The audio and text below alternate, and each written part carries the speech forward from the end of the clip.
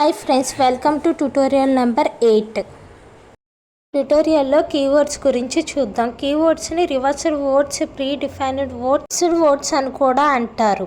Collection of క్యారెక్టర్స్ని double కోట్స్లో పెడితే మనం దాన్ని స్ట్రింగ్ అని అంటాము. ఆల్రెడీ మనం లాస్ట్ ట్యుటోరియల్లో చూసాము. కీవర్డ్స్ వచ్చేసరికి మొత్తం 32 కీవర్డ్స్ ఉన్నాయి.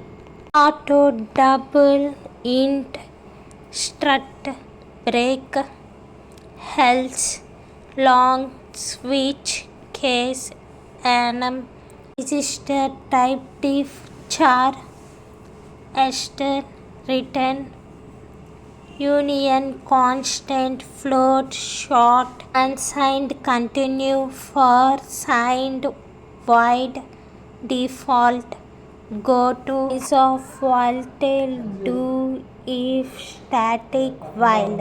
వచ్చేసరికి కీవర్డ్ రూల్స్ చూద్దాం. కీవర్డ్స్ అనేవి కాన్స్టెంట్గా ఉంటాయి, అవి చేంజ్ కావు. ఇలా వచ్చేసరికి లోయర్ కేస్ లెటర్స్ మాత్రమే యూజ్ చేస్తాం. మధ్యన స్పేసెస్ లాంటివి పెట్టకూడదు.